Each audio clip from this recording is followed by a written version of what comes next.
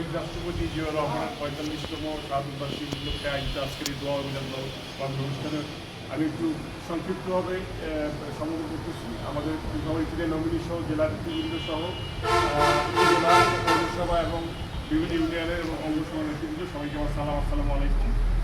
আসলে যদিও আমাদের এটা একটা শোক সভা বা স্মরণ সভা, তার জন্য দোয়া করবো আমরা। দু একটি কথা আসছে তার প্রতি উত্তর দেওয়া উচিত। আসলে একটা কথা আছে না যে ওই যে কালের চক্র বক্র করতে ঘুরিতেছে অবিরত, আজ দেখি তারা কালের শীর্ষে, কাল তারা পদানত। তো শেখ হাসিনা তার রিজিমে খালেদা জিয়াকে নিয়ে কত কথা বলছে। আজকে জামাতি ইসলাম 2001 সালে কিন্তু আমাদের জোট সঙ্গী না। আপনারা বোধহয় ভুলে যাচ্ছেন। জলঢাকায় বিএনপি নেতৃবৃন্দদের আচরণ দেখে আমার মনে হয়েছে যে আপনারা দলের চেয়ারম্যানের কথা ফলো করেন। আজকে জামাত ইসলাম কিন্তু তার প্রতিপক্ষ, বিরোধী দল। খালেদা জিয়া মারা যাওয়ার আগের দিন পর্যন্ত জামাতে ইসলাম কিন্তু তাকে ওই এতিমের টাকা চোর বলত। খালেদা জিয়া যখন বাঁচি ছিল তখন জিয়াউর রহমানের বিএনপি ভালো ছিল, কারণ খালেদা জিয়া মারা যাওয়ার পরে এখন খালেদা জিয়ার বিএনপি ভালো, তারেক রহমানের বিএনপি খারাপ। ওনারা সবসময় সুযোগ সন্ধানী, তাই না? আপনারা যেভাবে মিলেমিশে একাকার হয়ে গেছেন জলঢাকায়, কি স্বার্থে আমি জানি না। আপনাদেরকে বিরোধী দলের সাথে ডিস্টেন্স মেনটেন করে তো আগে সরকারি দলের রাজনীতি করতে হবে। আর আমরা জানেন যে খালেদা জিয়া মরে প্রমাণ করলো যে এটিমের টাকা সে চুরি করে নেই। আমি এবং আমার আব্বা আমরা নির্বাচনের পোস্টমর্টম একটা কি বলবো কমিটি, বৈধ কমিটি যখন আসবে সেই কমিটির সাথে আমরা তখন সেই কমিটি নির্বাচনের পোস্টমর্টম করবো, তার আগে তো করবো না। আমরা দলের স্বার্থে নির্বাচনের পরাজয়কে মেনে নিচ্ছি এবং কোনো দলের কর্মী বলতে পারবে না যে তাদেরকে একটা কথা বলছে। কেউ বলতে পারবেন? নির্বাচন যেহেতু দল করি, দলের মনোনীত প্রার্থী ছিল, অতএব দলের ভরাডুবির কারণে হোক, প্রার্থীর ভরাডুবির কারণে হোক, সেটা আপনারাই মূল্যায়ন করবেন। সেটা অবশ্যই একটা বৈধ ফোরামে। অতএব যতদিন পর্যন্ত এখানে বৈধ কমিটি দিবে না, ততদিন পর্যন্ত তো আমরা সেটা করতে পারবো না। আর আগামী দিনে আজকে এই 15 জুন আসলে আমার 43 বছর বয়স হবে, তাই না? আমাদেরকে যদি আপনার বিএনপিতে টানতে চান, সেই পরিবেশ তো দিতে হবে। সেই পরিবেশ না দিলে আমরা কি আর কেন বিএনপিতে যাবো? এখন যে কোনো একটা অকেশন আসবে, ঈদ আসবে, বিভিন্ন ইয়ে আসবে, এখানে আমাদের সরকারি দলের দায়িত্ব হচ্ছে এখানে এমপি বিরোধী দলের আমরা মনিটরিং করবো যারা পাওয়ার যোগ্য বিভিন্ন ত্রাণ তারা পাচ্ছে কিনা। এখন আমরা যদি 2টা 4টা 5টা 10টা 50টা ভাগ নিয়ে চুপচাপ থাকি, তাহলে আপনারা তো ওই 20 বছর আগের রাজনীতি এখনো করে আছেন। আপনারা ঠিক ওই রসুল স্যার বললো যে হাওয়াটা বোঝা, সেটা কিন্তু আপনারা বোঝেন নাই।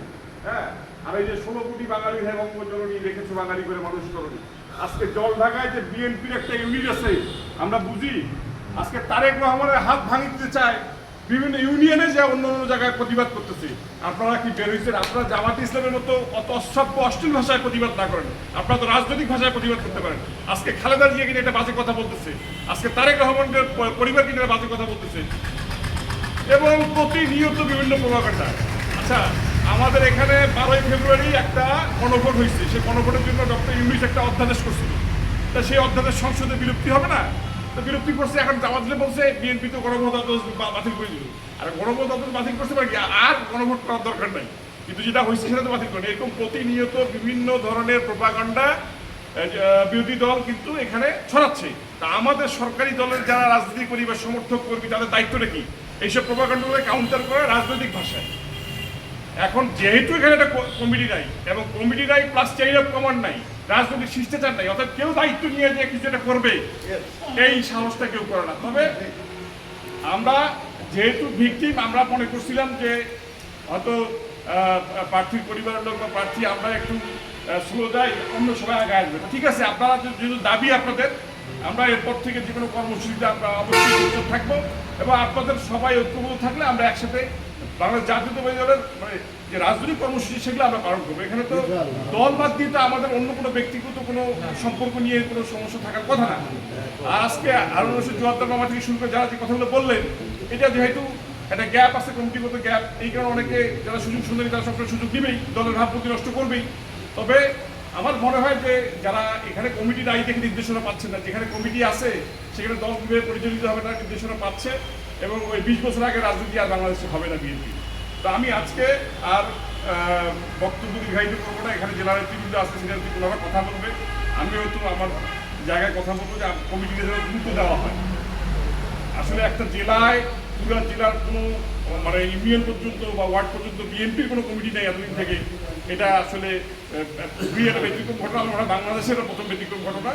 তো সবাইকে দোয়া মাহফিলে শরীর হওয়ার জন্য ধন্যবাদ জানাচ্ছি, এবং আমরা সবাই শহীদ রাষ্ট্রপতি জিয়া রহমানের আত্মার মাগফিরাতের জন্য দোয়া করবো, তার পরিবারের জন্য দোয়া করবো, ম্যাডামের জন্য দোয়া করবো। এসব ব্যক্ত করে আমার বক্তব্য শেষ করছি। আসসালামু আলাইকুম।